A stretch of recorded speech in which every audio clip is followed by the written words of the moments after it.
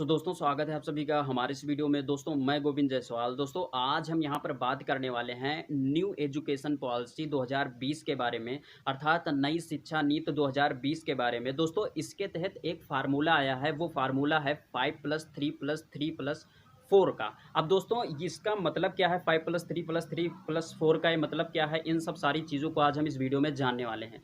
दोस्तों सबसे पहली बात तो यहाँ पर मैं बता दूं कि ये जो एजुकेशन पॉलिसी में जो चेंजेज हुए आज़ादी के बाद, जो पहली बार जो चेंज किया गया वो किया गया 1968 ईस्वी में। उसके बाद में फिर दोबारा चेंज किया गया 1986 ईस्वी में, और उसके बाद में अब चेंज किया जा रहा है 2020 में। अब दोस्तों इसमें क्या चेंजेस हैं इसके बारे में यहाँ पर हम बात करते हैं और इस फार्मूले 5+3+3+4 के बारे में जानते हैं। दोस्तों सबसे पहली बात यहाँ पर हम सबसे पहले ले लेते हैं इस 5 को। दोस्तों 5 का मतलब यहाँ पर क्या है इसके बारे में यहाँ पर हम जानते हैं। दोस्तों अभी तक क्या होता था कि जब आपका बच्चा 6 साल का हो जाता था तब आप एडमिशन कराते थे किसी स्कूल में, किसी विद्यालय में।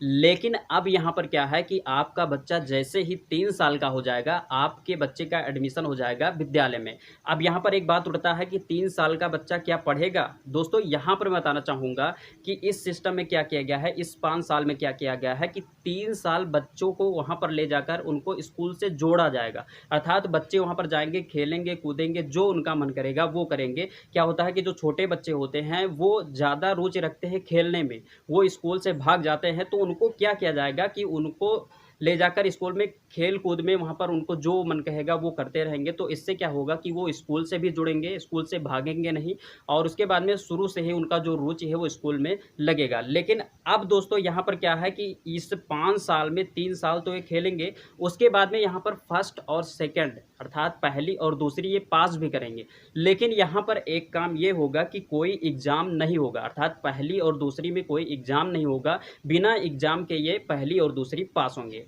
उसके बाद में अब यहाँ पर दूसरा स्टेज आता है, ये होता है 3 साल का। अब दोस्तों ये 3 साल का मतलब क्या है इसको यहाँ पर हम जानते हैं। दोस्तों यहाँ पर पहले स्टेज में जो बच्चे पास किए पहली और दूसरी, अर्थात 5 साल में पहली और दूसरी जो पास किए, वो अब दूसरे स्टेज में आएंगे, अर्थात 3 सालवें स्टेज में आएंगे। तो यहाँ पर क्या करेंगे, इनको नाम लिखा जाएगा इनका 3 में, अर्थात पहली दूसरी तो पहले स्टेज में पास किए, उसके बाद में यहाँ पर 3 में नाम लिखा जाएगा। और 3 से यहाँ पर क्या होगा कि इस 3 साल का खासियत होगा कि ये अपने लैंग्वेज में यहाँ पर ये सारी चीज़ों को पढ़ेंगे। अर्थात जैसे हम भी यूपी में हैं तो यूपी में हिंदी चलता है, उसके बाद में जैसे तमिलनाडु है तो तमिलनाडु में जो है तमिल चलेगा, तो वो अपने लैंग्वेज में पढ़ेंगे, क्योंकि अपने लैंग्वेज में सारी चीज़ें आसानी से समझ में आएंगी। अब यहाँ पर बात उठता है कि अगर कोई विद्यालय जो है वो अपना इंटरनेशनल जो लैंग्वेज है, जैसे इंग्लिश है, तो इंग्लिश में पढ़ाना चाहता है तो वो इंग्लिश में पढ़ा सकता है। इसका मतलब कोई ये नहीं है दबाव कि आप इंग्लिश में नहीं पढ़ा सकते हैं। आप शिक्षा को अगर उच्च स्तर तक ले जा सकते हैं इंग्लिश में पढ़ाकर, तो यहाँ पर आप इंग्लिश में भी पढ़ा सकते हैं, यहाँ पर कोई दबाव नहीं है। अब यहाँ पर आता है तीसरा स्टेज, और तीसरा स्टेज जो है ये भी 3 साल का होता है। अब इस 3 साल में क्या होगा इसको यहाँ पर हम जानते हैं। दोस्तों ये जो दूसरे स्टेज में पास किए 3, 4, 5, अब दोस्तों ये पहुंचेंगे तीसरे स्टेज में, तो यहाँ पर क्या होगा कि इनका नाम लिखा जाएगा 6वीं में, और ये जो स्टेज होगा ये चलेगा 6, 7, 8, अर्थात 3 साल का होगा। और इस 3 साल में क्या होगा कि यहाँ पर इनको जोड़ा जाएगा कंप्यूटर नॉलेज से, अर्थात इनको कंप्यूटर का ज्ञान दिया जाएगा। उसके बाद में यहाँ पर मैथ, आर्ट, इन सब सब्जेक्टों को तो ये पढ़ेंगे ही, इसके साथ साथ एक चीज़ और होगा कि यहाँ पर ये इनको सिखाया जाएगा, जैसे कोई सिलाई सीखना चाहता है तो सीख सकता है, वहाँ पर कोई कारपेंटर का कार्य सीखना चाहता है तो ये भी सीख सकते हैं। उसके बाद में अगर कोई गृह संबंधी कार्य सीखना चाहते हैं तो उसको भी यहाँ पर सीख पाएंगे। तो यहाँ पर क्या होगा कि विद्यालय में एक लिमिट होगा, उसके तहत जितने उस सूची में होंगे वो आप सब्जेक्ट ले सकते हैं। अगर आप उनका रुचि रखते हैं तो उस चीज़ को यहाँ से सीख सकते हैं, यहाँ से आपको एग्जाम में नंबर भी मिलेंगे, और उस चीज़ को यहाँ पर 8वीं तक सिखाया जाएगा। तो ये बहुत ही अच्छी चीज़ है। और उसके बाद में अब यहाँ पर इस 3 साल में क्या होगा कि आप अपने लैंग्वेज से उठकर अलग इंग्लिश लैंग्वेज में भी आप इसको अच्छे से पढ़ पाएंगे। अब दोस्तों यहाँ पर आता है चौथा स्टेज, इसको यहाँ पर जानते हैं कि इसमें क्या होता है। अब दोस्तों इस चौथे स्टेज में क्या होगा कि यहाँ पर जो 8वीं तक जो बच्चे पढ़े तीसरे स्टेज में, वो यहाँ पर आएंगे, अब 9वीं से नाम लिखाएंगे, और यहाँ पर ये होगा 4 साल का। 4 साल में ये क्या क्या पढ़ेंगे, 9th पढ़ेंगे, 10th पढ़ेंगे, 11th पढ़ेंगे, 12th पढ़ेंगे। और इसमें क्या चेंजेस किए गए हैं, यहाँ पर इसको जानने की ज़रूरत है। दोस्तों क्या होता था कि हाई स्कूल या फिर इंटर में क्या होता था कि केवल एक एग्ज़ाम होता था उधर फरवरी में या मार्च में। तो दोस्तों यहाँ पर क्या होता था कि जो बच्चे होते थे वो केवल लास्ट टाइम दिसंबर से पढ़ना स्टार्ट करते थे, बाकी उनका वीक हो जाता था।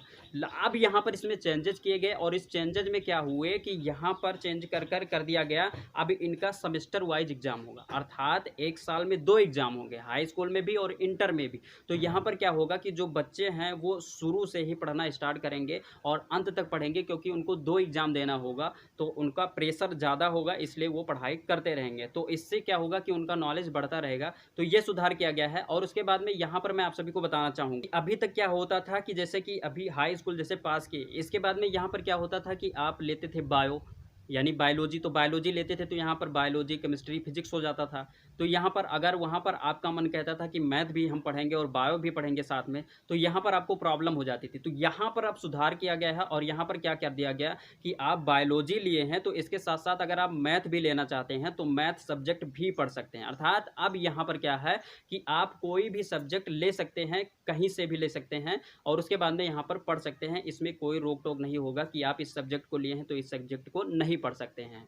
तो दोस्तों ये था 5+3+3+4। दोस्तों उम्मीद करता हूँ ये आप सभी को समझ में आ गया होगा। अब दोस्तों यहाँ पर बात उठती है कि जैसे हम बायोलॉजी ले लिए, उसके बाद में यहाँ पर हमने मैथ भी ले लिया, तो दोस्तों अब ग्रेजुएशन में क्या होगा, ग्रेजुएशन कैसे करेंगे, किस सब्जेक्ट को लेकर करेंगे, कैसे बीएससी होगा या फिर बीए होगा या फिर बीकॉम होगा, ये कैसे होगा, इसको यहाँ पर जानने की ज़रूरत है। दोस्तों यहाँ पर जो ग्रेजुएशन होगा ये भी अब जो है इसमें बदलाव किया गया है, ये 4 साल का हो जाएगा और 4 साल में अगर आप 3 साल ही ग्रेजुएशन करते हैं तो आपका मान्य होगा। यहाँ पर ऐसी बात नहीं है कि आप 3 साल ग्रेजुएशन किए तो आपका ये जो ग्रेजुएशन है ये मान्य नहीं हुआ। अब यहाँ पर एक बात उठती है कि यहाँ पर जैसे हम मैथ और बायोलॉजी दोनों लेकर पढ़े हैं, तो यहाँ पर क्या है कि ग्रेजुएशन में भी आप मिक्सचर लेकर पढ़ सकते हैं, कोई भी सब्जेक्ट उठाकर यहाँ पर पढ़ सकते हैं, यहाँ पर भी कोई रोक टोक नहीं होगा। और उसके बाद में यहाँ पर क्या है कि अब यहाँ पर आपको ये नहीं लिख कर आएगा कि आप बीएससी करें या फिर उसके बाद में बीए करें, ये सब कुछ नहीं होगा। अब आपका जो मार्कशीट होगा वो ग्रेजुएट का मार्कशीट बनेगा।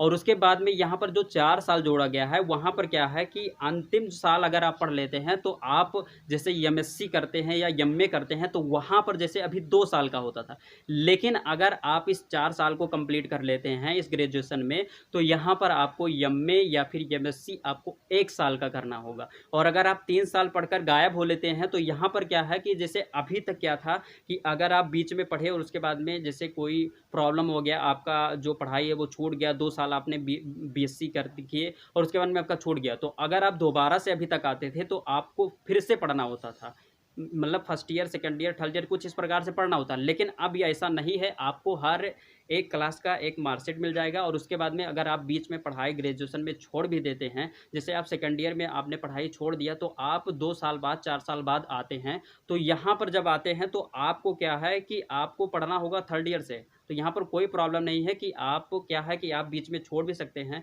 और उसके बाद में आकर फिर से वहीं से ज्वाइन भी कर सकते हैं। तो ये आपको जो है बहुत ही अच्छी बात है, जो ये नया यहाँ पर एजुकेशन पॉलिसी में जो इसको रखा गया, ये बहुत ही अच्छा फीचर है। तो दोस्तों उम्मीद करता हूँ ये वीडियो आप सभी को पसंद आई होगी। वीडियो पसंद आई तो प्लीज़ लाइक कीजिए और दोस्तों यदि आप नए हमारे चैनल पर तो चैनल को सब्सक्राइब कर प्रेस कर लीजिए बेल आइकन को, जिससे कि आपको नए वीडियो का अपडेट मिलता रहे। तो दोस्तों बस यहीं पर दीजिए इजाज़त। जय हिंद, वंदे मातरम।